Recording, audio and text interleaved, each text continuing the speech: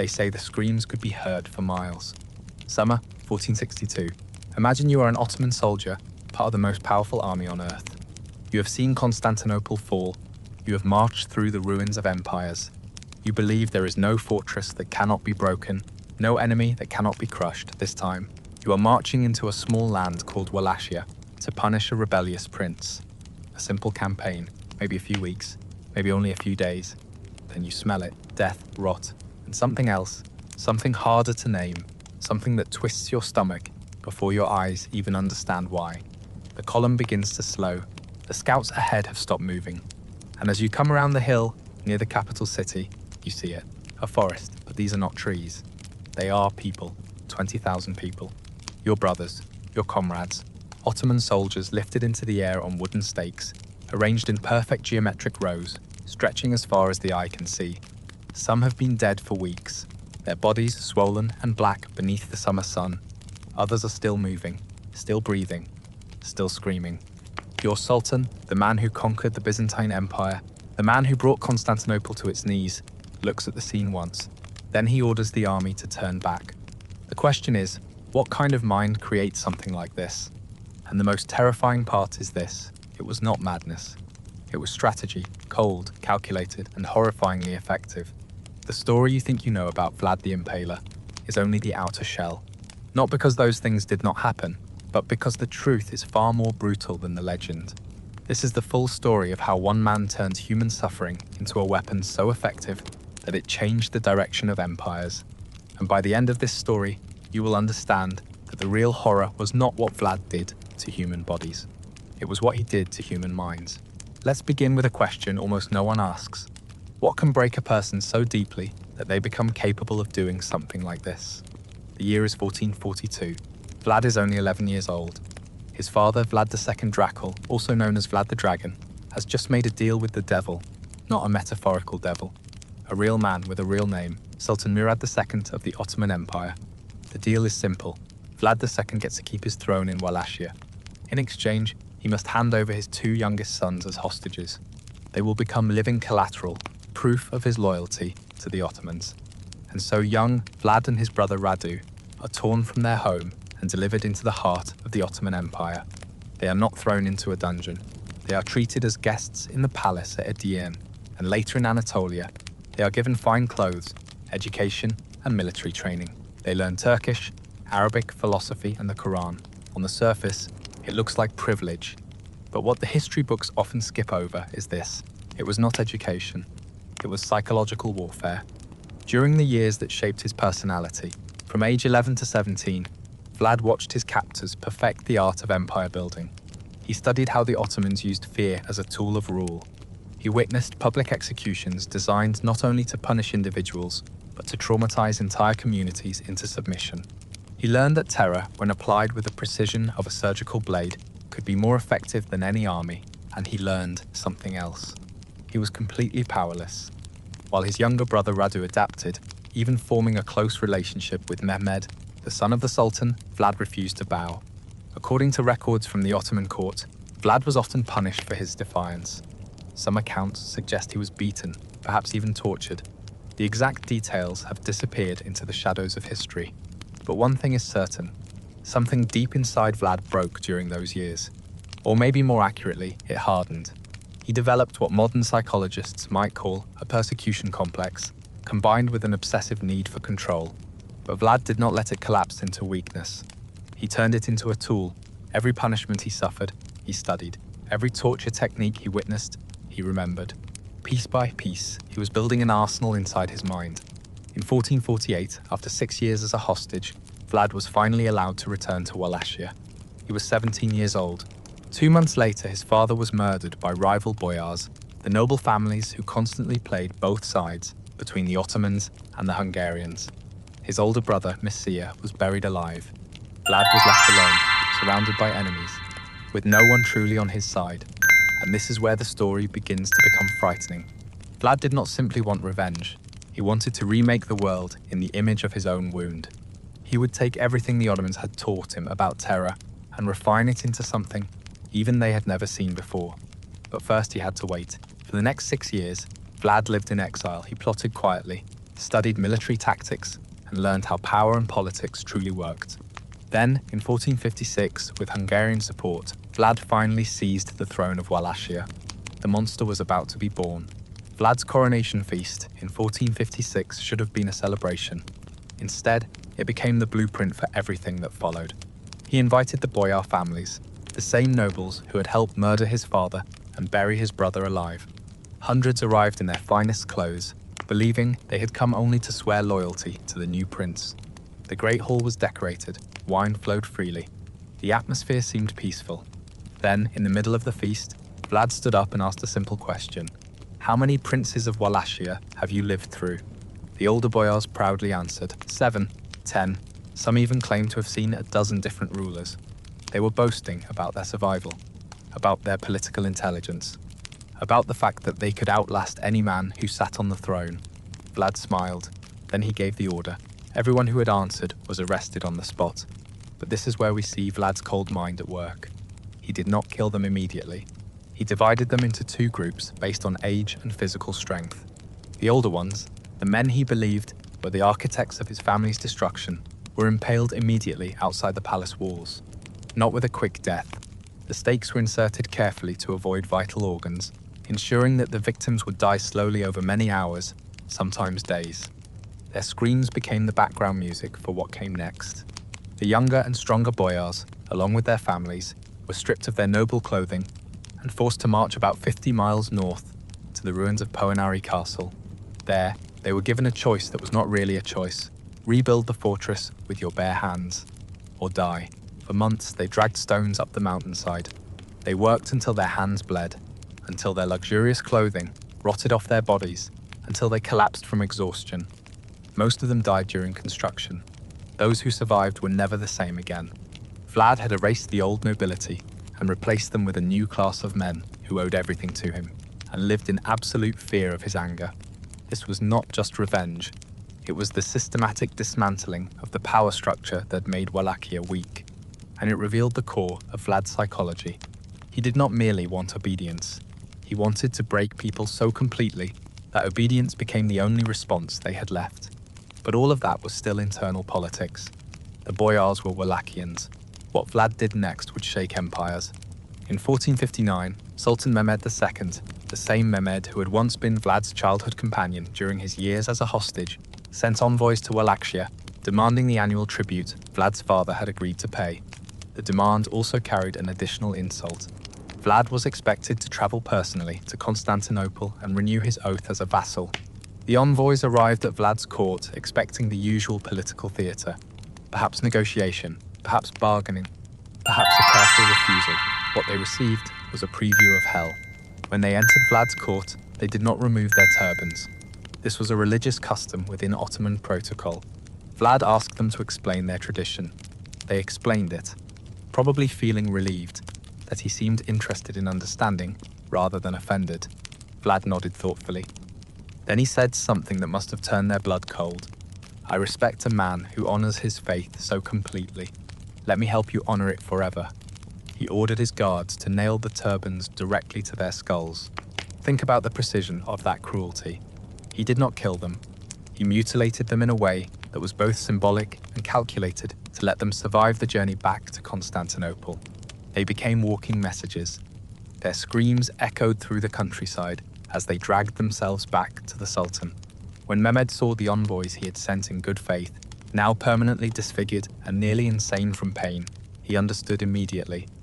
This was not the childhood friend he remembered. This was something new, something that had learned the Ottoman lessons of terror and evolved them into something even the Ottomans had never imagined. War was now inevitable, but before that war came, Vlad still had more messages to send. What most people do not understand about impalement is that it was not merely execution, it was engineering. The common image, a stake driven straight through the body, would kill the victim almost instantly. But that would defeat the purpose. Vlad's method was far more refined and infinitely more cruel. Based on modern medical analysis of surviving descriptions and Ottoman accounts, this is roughly how it worked. First, the victim was laid face down. The stake, carefully selected, rounded at the tip, and coated with oil, was inserted into the body from below. But the crucial detail is this. It was inserted at an angle specifically calculated to avoid major organs and large blood vessels. Then the victim was raised upright. Gravity did the rest. Over the course of many hours, sometimes days, a person's own body weight slowly forced the stake upward through the torso. The path was designed to avoid the heart, lungs, and major arteries. In some documented cases, the stake eventually emerged through the shoulder or chest, but the victim could remain alive for up to 3 days. Why use this method? Because Vlad understood something that modern experts in psychological warfare also recognize. Witnessing prolonged suffering is far more traumatizing than witnessing a quick death. A battlefield beheading is horrific but brief. Impalement was a performance that lasted for days, accompanied by screams that could carry across entire valleys. But the physical act was only one part. The true genius, if we can use such a twisted word, was in the staging. When Vlad impaled victims, he did it in public squares, along major roads, outside city gates, anywhere that would maximize visibility. He understood that word of mouth and rumor would multiply the psychological effect far beyond the actual number of victims. One impalement witnessed by 100 people would create 100 storytellers. Each of those storytellers would tell 100 more. Vlad also constantly refined the symbolism. The height of the stake changed, depending on social rank. Peasants were placed closer to the ground. Nobles were raised higher. The tallest stakes were reserved for enemy commanders. This created a grotesque visual hierarchy, reinforcing Vlad's message: everyone has a place in my world, and everyone will suffer according to their station. Some accounts say Vlad arranged victims into geometric patterns, circles, stars, and concentric rings. This was not random sadism. It was a demonstration of control. It said, "I have so much power that I can turn human suffering into art." There is a German pamphlet from 1462, certainly coloured by propaganda, but based on accounts from Saxon merchants who had witnessed events in Wallachia, that describes Vlad dining among the impaled. According to the story, he had a table placed in the middle of a field of stakes, ate his meals among dying men, and seemed to enjoy the experience. Whether that specific event happened exactly as described is still debated, but the psychological message is impossible to deny. I am so far beyond your understanding of human behavior that your horror cannot touch me. The Saxons, who had their own complicated relationship with Vlad, spread these pamphlets widely. They became some of the first mass-produced horror stories in European history, complete with crude but effective woodcut illustrations. Those images spread across Europe and fixed Vlad's reputation in the collective memory. But the question no one was asking at the time was this: was any of it actually working? Was terror truly an effective military strategy? Or was Vlad simply a sadist with power? The answer came in the summer of 1462, and it proved that Vlad's methods were not only effective, they were devastatingly effective. Sultan Mehmed II had finally had enough. By early 1462, Vlad had not only refused to pay tribute, but had also launched raids deep into Ottoman territory south of the Danube. In one especially bloody campaign, he crossed into Ottoman lands with a small force and, according to his own letter to the King of Hungary, killed more than 23,000 people. He even kept a body count, categorizing the victims by age and gender. Mehmed, the man who had conquered Constantinople at only 21, the man who had crushed rebellion after rebellion, the man who commanded the most powerful military machine on earth, decided to deal with the Wallachian problem personally. In the spring of 1462, he assembled an army estimated at between 60 U0 and 90 used men. The exact number has been lost to history, but even the most cautious estimates show that the force was more than 3 times larger than Wallachia's entire population of fighting-age men. This was not an invasion, this was an erasure. Vlad likely had only 20,000 to 30,000 men, many of them peasant conscripts with minimal training. If he fought a conventional battle, it would be a massacre. So Vlad did what he had been preparing for since childhood. He refused to give them a conventional battle. As the Ottoman army entered Wallachia, they found nothing. Empty villages, poisoned wells, burned fields. Every possible source of food and water had been systematically destroyed. Vlad had ordered his people to abandon their homes and retreat into the forests and mountains, taking their livestock with them. The Ottoman supply lines stretched longer and longer. Then the night raids began. These were not ordinary skirmishes. Vlad had trained specialized units for guerrilla warfare. Small groups, perhaps 50 to 100 men, would strike Ottoman camps in the middle of the night, kill sentries, set fires and disappear before any organized response could form. They targeted supply wagons, pack animals, and ammunition stores. The goal was not to destroy the army. The goal was to make them paranoid, exhausted, and mentally broken. But the true masterpiece came on the night of June 17, 1462. Vlad had learned from captured Ottoman soldiers that Sultan Mehmed was camped near Targovishte with his personal guard, the elite Janissaries. This was an opportunity that would never come again. Vlad personally led about 10,000 men in what would become known as the night attack. Under cover of darkness, they infiltrated the massive Ottoman camp with one objective: kill the Sultan. Contemporary accounts describe total chaos. The Wallachians wore captured Ottoman uniforms and knew enough Turkish to create confusion. They set tents on fire, stampeded horses, and drove straight toward the section of the camp where the Sultan's pavilion stood. They came within only a short distance of Mehmed himself. Some historians believe Vlad and the Sultan briefly saw each other through the flames of the burning camp, but the Janissaries held their formation, creating a defensive circle around their ruler. After hours of close combat, Vlad realized he could not break through. He ordered a retreat, and his men vanished into the night as quickly as they had appeared. Ottoman casualties were not overwhelming, perhaps around 2,000 dead, though Ottoman sources often downplay the number. But the psychological damage was catastrophic. The Sultan of the Ottoman Empire, in the middle of his own army, had nearly been killed by a vastly outnumbered enemy that appeared from nowhere and disappeared like ghosts. Mehmed's commanders were shaken. His soldiers were exhausted. They were still weeks away from Constantinople, marching through a dead land where every shadow might hide an enemy. Then they approached the capital and saw what Vlad had prepared for them. No written description can fully capture what Mehmed's army saw on the road to Targovishte in late June 1462. But to try to imagine it, you are an Ottoman soldier. You have marched for weeks through scorched earth. You are hungry, tired, and constantly startled by night attacks. You have not seen the enemy for days. They have simply vanished. That should be a good sign, but it feels like a trap. As you approach the Wallachian capital, the smell hits first.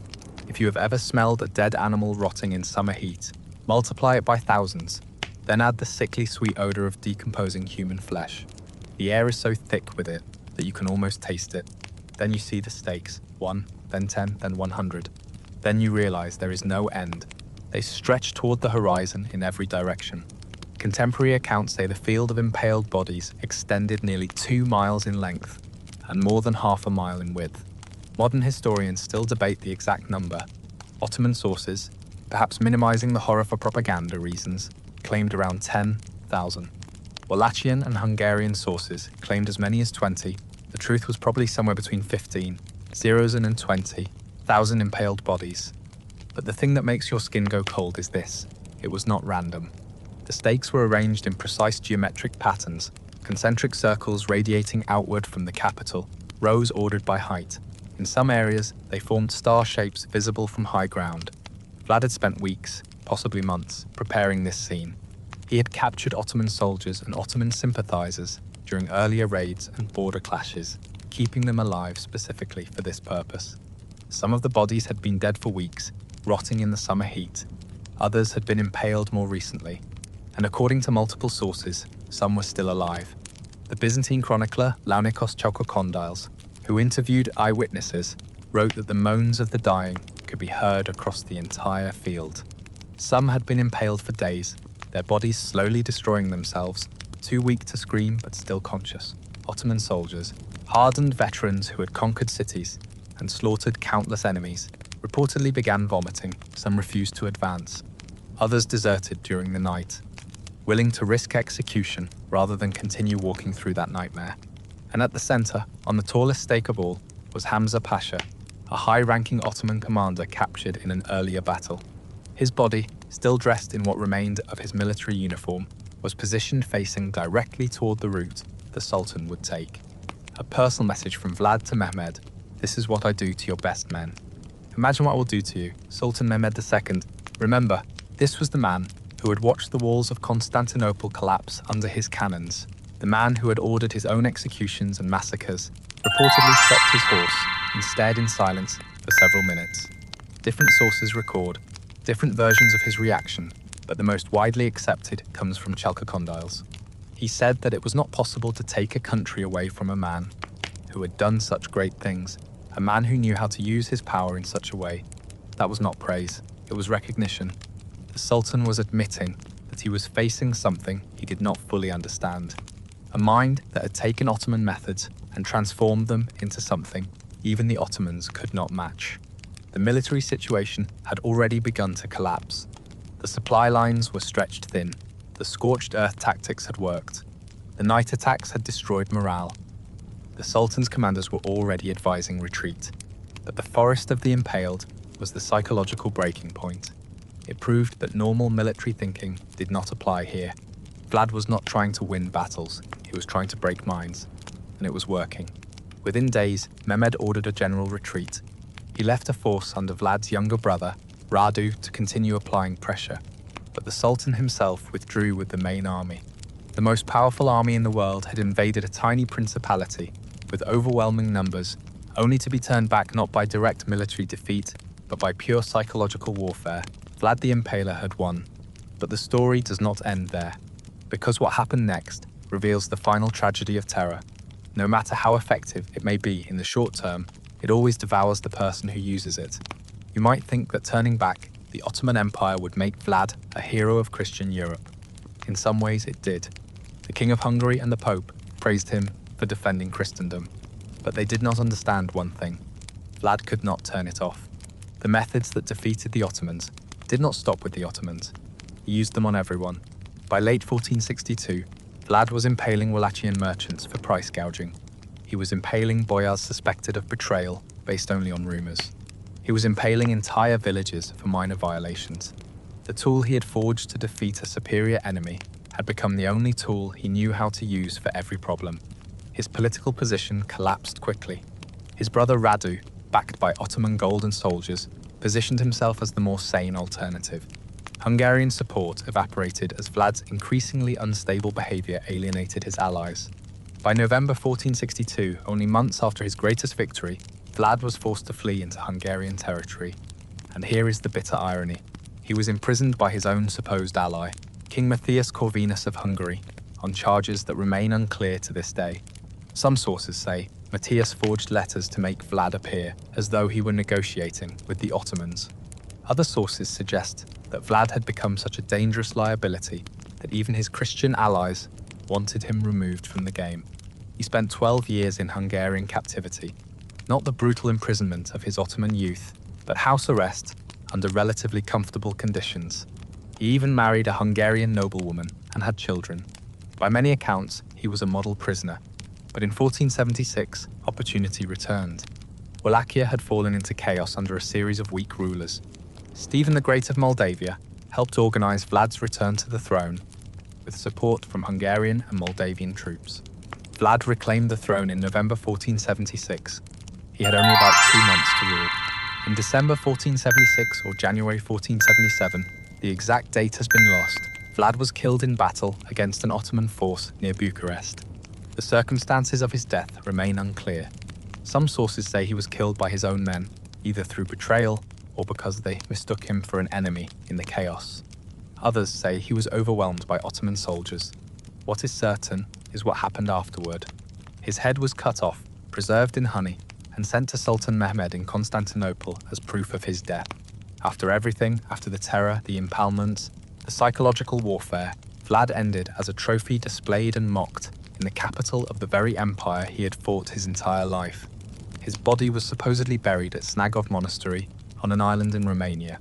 But when excavations took place in the 1930s, the tomb they found was empty. To this day, no one knows where Vlad's true remains are. So how should we look at this story? In Romania, Vlad is often seen as a national hero, a brutal but effective ruler who stood against overwhelming odds and defended independence. There are statues of him. His face appears on countless pieces of tourist merchandise. To the rest of the world, especially after Bram Stoker's 1897 novel, Dracula, loosely borrowed Vlad's name and history, he became a symbol of vampirism and supernatural evil. In a twisted way that makes us more comfortable.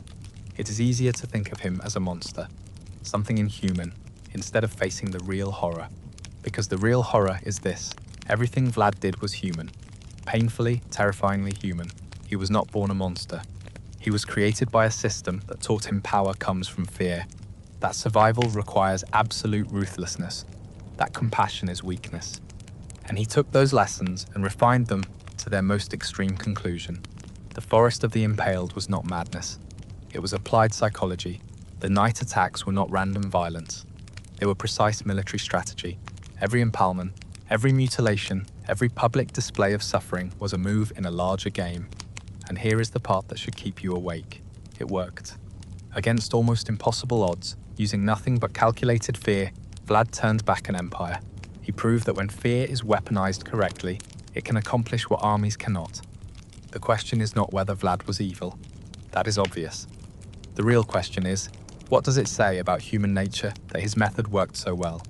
And how many other calculated horrors are hiding in the shadows of history, waiting to teach us lessons we would rather not learn?